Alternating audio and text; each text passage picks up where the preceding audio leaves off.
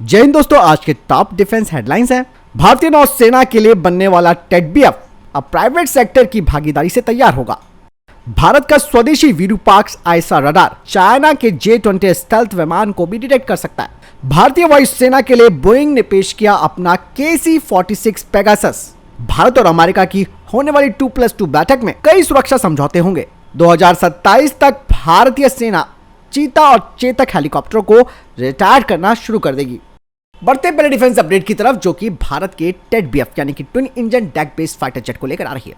दोस्तों, आप सब जानते हैं कि भारतीय नौसेना भले ही राफेल मरीन फाइटर जेट को खरीद रही है फ्रांस से, लेकिन आगे आने वाले भविष्य में भारतीय नौसेना के लिए स्वदेशी टेडबीएफ का ही इस्तेमाल किया जाएगा। और ये काम तेजी से कैसे होगा, इसके लिए अब प्राइवेट सेक्टर की फर्म्स को इस परियोजना में अधिक से अधिक जोड़ा जाएगा, जिसके लिए कहा जा रहा है कि टेडबीएफ के डेवलपमेंट के लिए स्पेशल पर्पस व्हीकल कंपनियों के माध्यम से इसे आसान बनाया जाएगा, जिसमें कि जो निजी क्षेत्र की कंपनियां हैं उनकी बड़ी हिस्सेदारी होगी। आपको बता दें कि इस तरीके का फैसला हमारे एडवांस मीडियम कॉम्बैक्ट एयरक्राफ्ट यानी कि AMCA के लिए भी अपनाया गया है। टेडबीएफ के लिए जो कैबिनेट कमेटी ऑन सिक्योरिटी है वो 2024 में मंजूरी दे देगी। अगर वर्तमान की बात की जाए तो टेडबीएफ का जो प्रीलिमिनरी डिजाइन रिव्यू यानी कि PDR है वो 2024 की शुरुआत में पूरा हो जाएगा और उसके बाद इसके प्रोटोटाइप को डेवलप करने में करीबन 1.5 से 2 साल और लगेंगे। पहला टेडबीएफ प्रोटोटाइप 2026 तक अपनी उड़ान भरेगा और 2031 से ये प्रोडक्शन में भी आ जाएंगे। भारतीय नौसेना करीबन 100 टेडबीएफ विमानों को खरीदेगी, लेकिन शुरुआत में 45 यूनिट्स का ऑर्डर दिया जाएगा। ये जेट धीरे धीरे भारतीय नौसेना के बेड़े में मौजूद रूसी मूल के MiG-29 के फाइटर जेट्स की जगह लेंगे, जिन्हें 2034 से 35 के बीच हटाया जाएगा। इसके अलावा भारत सरकार ने यह भी कहा है कि जो बड़े मैन्युफैक्चरिंग प्रोजेक्ट्स हैं जिसमें फाइटर जेट्स, टैंक और मिसाइल और हेलीकॉप्टर शामिल है, वो भी स्पेशल पर्पस व्हीकल मॉडल के तहत ही कोलैबोरेशन के माध्यम से तैयार किए जाएंगे। और ये जो मिलिट्री प्लेटफॉर्म है, इनका design government agency private sectors के साथ मिलकर तैयार करेगी, जिसमें कि इंडियन मल्टी रोल हेलीकॉप्टर भी शामिल है। इसके अलावा दोस्तों, टेडबीएफ का तो मैंने आपको उदाहरण दे ही दिया है और इस लिस्ट में long range surface to air missile, future एजी कॉम्बैक्ट व्हीकल और फ्यूचर इन्फेंट्री कॉम्बैक्ट व्हीकल्स भी शामिल है। बात साफ हो जाती है कि प्राइवेट सेक्टर की फर्म्स जितनी तेजी से काम करती हैं, वो अपने काम को अपने टाइमलाइन से पहले पूरा करने का प्रयास करती हैं। बढ़ते हैं नेक्स्ट अपडेट की तरफ। इंडियन एयरफोर्स ने 2022 में एक ग्लोबल रिक्वेस्ट फॉर प्रपोजल जारी किया था, जो कि फ्लाइट रिफिलिंग एयरक्राफ्ट की वेट लीज के लिए था, जो कि 3 सालों की होनी है और फिर इसे अगले 3 सालों तक और एक्सटेंड यानी कि बढ़ाया भी जाएगा। आपको बता दें कि फ्रांस ने इस रिक्वेस्ट फॉर प्रपोजल का जवाब दिया था अपने Airbus A330 multi role tanker transport से, लेकिन एक बार फिर से बोइंग ने दोस्तों यहां पर अपने KC-46 पेगासस का ऑफर किया है, जिसे कि ओपन टेंडर प्रपोजल के तहत उसने ऑफर किया है। अभी भारतीय वायुसेना के ऊपर डिपेंड करता है कि वो किस कंपनी को चुनती है फ्लाइट रिफिलिंग एयरक्राफ्ट के लिए। चलिए बढ़ते नेक्स्ट अपडेट की तरफ। भारत और अमेरिका की 2+2 वार्ता 9 से 10 नवंबर को होगी और इस 2+2 मीटिंग में अमेरिकी रक्षा मंत्री और विदेश मंत्री और साथ ही भारतीय विदेश मंत्री और रक्षा मंत्री मौजूद रहेंगे। इस दौरान दोस्तों कहा जा रहा है कि भारत और अमेरिका के बीच कई डिफेंस समझौते हो सकते हैं। कहा यह जा रहा है कि अमेरिका भारत को 6 अतिरिक्त P-8I मैरीटाइम एयरक्राफ्ट की खरीद पर जोर दे सकता है। इसके अलावा अमेरिका भारत को लीज पर B-1B लैंसर बॉम्बर का ऑफर कर सकता है। कहा यह भी जा रहा है कि भारत इस दौरान अमेरिका से हाई एंड टेक्नोलॉजी की शेयरिंग की बात करेगा, जिनका इस्तेमाल करके भारत अपने स्वदेशी हथियार सिस्टम्स को तैयार करेगा।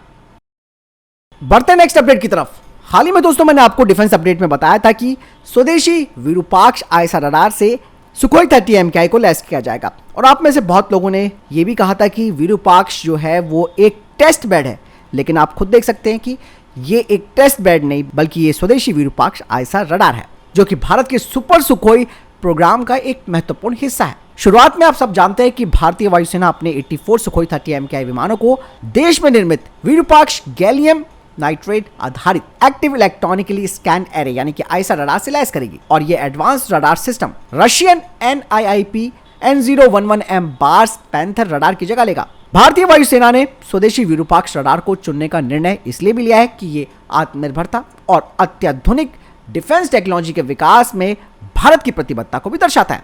विरूपाक्ष रडार का विकास लगभग 3 साल पहले DRDO की LRD ने तैयार करना शुरू किया था और यह उत्तम MK1 आईएसआर रडार का एक उन्नत संस्करण है जिसे कि LCA तेजस मार्क 1A फाइटर जेट के लिए विकसित किया गया है।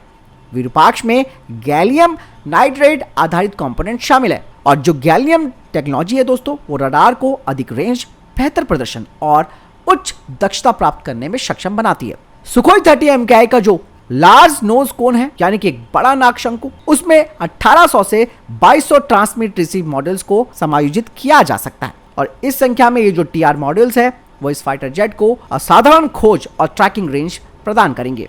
ये एक तरीके से अपने आप में मिनी अवाक्स के रूप में भी काम करेगा।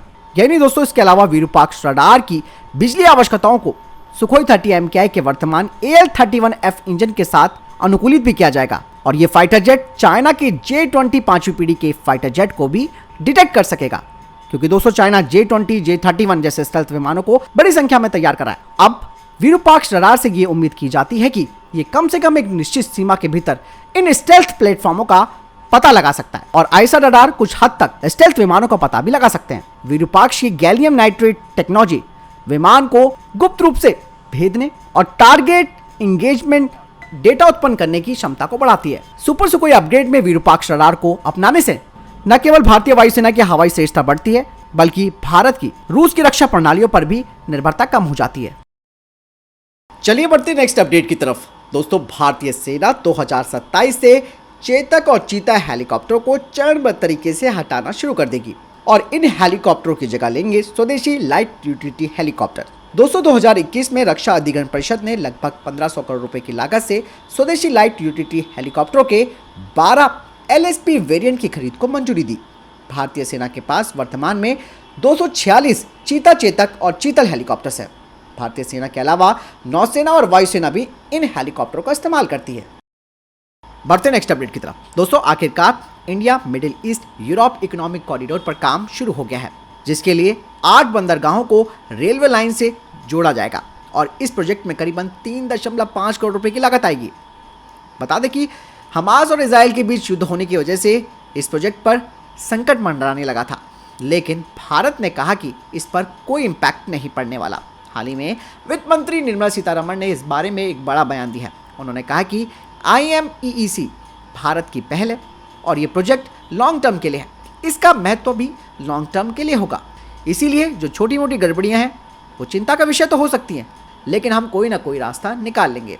वहीं रेल मंत्रालय की तरफ से भी कहा गया है कि 8 बंदरगाहों तक कनेक्टिविटी में सुधार के लिए वे अपने इन्वेस्टमेंट को बढ़ाएंगे, ताकि हम देश के किसी भी हिस्से से 36 घंटे के अंदर इन बंदरगाहों तक पहुंच सके और IMEEC का इस्तेमाल करके अपना माल पश्चिम एशिया और यूरोप में तेजी से भेज सके। दोस्तों, खुद अमेरिका के राष्ट्रपति जो बाइडन IMEEC को क्षेत्र के लिए महत्वपूर्ण प्रोजेक्ट भी बता चुके हैं। जो बाइडन ने कहा था कि यह प्रोजेक्ट संयुक्त राज्य अमेरिका मध्य पूर्व के लिए बेहतर भविष्य बनाने का काम करेगा। और G20 शिखर सम्मेलन के दौरान दोस्तों, प्रधानमंत्री नरेंद्र मोदी ने इस प्रोजेक्ट की घोषणा भी की थी और इसे चीन के BRI प्रोजेक्ट के कार्ड के रूप में देखा जा रहा है। इस परियोजना के तहत भारत के बंदरगाहों से जहाज के जरिए संयुक्त अरब अमीरात में मौजूद फुजैरा तक माल को पहुंचाया जाएगा। उसके बाद वहां से कंटेनरों को ट्रेन के जरिए इजराइल के हाइफा तक ले जाया जाएगा। हाइफा से कंटेनर इटली, फ्रांस, यूके और अमेरिका के साथ यूरोप जा सकेंगे। चलिए बढ़ते नेक्स्ट अपडेट की तरफ।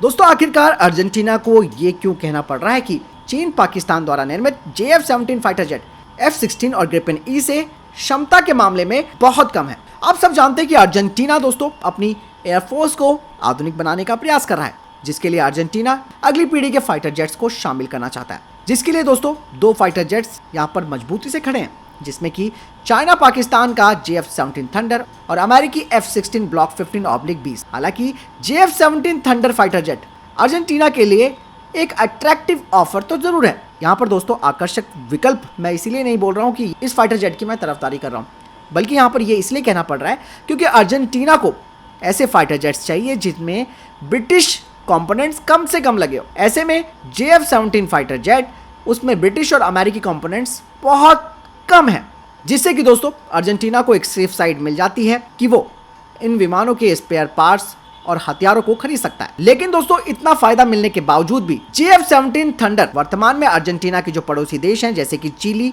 उसके पास F-16 है और ब्राजील के पास ग्रिपेन फाइटर जेट है, उनकी तुलना में JF-17 फाइटर जेट कम सक्षम है, जिससे कि अर्जेंटीना को अपने पड़ोसियों के ऊपर कोई फायदा नहीं मिल पा रहा है।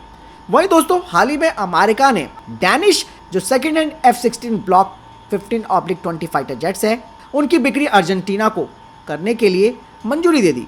इन विमानों को अत्याधुनिक स्तर के साथ अर्जेंटीना को दिया जा सकता है और F-16 ब्लॉक 15/20 को JF-17 थंडर से अधिक उन्नत भी माना जाता है, जो कि अर्जेंटीना को अपने पड़ोसियों की तुलना में एक मजबूत क्षमता प्रदान करेगा। अब आप यहाँ पे तेजस की बात जरूर सोच रहे होंगे कि तेजस के बारे में मैं क्यों नहीं बता रहा।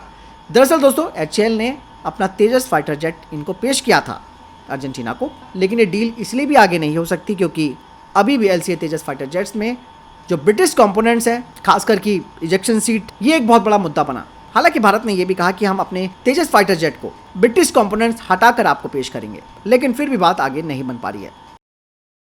तो फिलहाल ये तभी तक के टॉप डिफेंस और स्पेस अपडेट्स। वीडियो के संबंध में कोई प्रश्न जवाब है, आपका कोई सवाल है, कमेंट सेक्शन में लिखकर जरूर पूछ सकते हैं। मिलता हूं नई वीडियो के साथ, चैनल जरूर सब्सक्राइब कीजिएगा। जय हिंद, वंदे मातरम।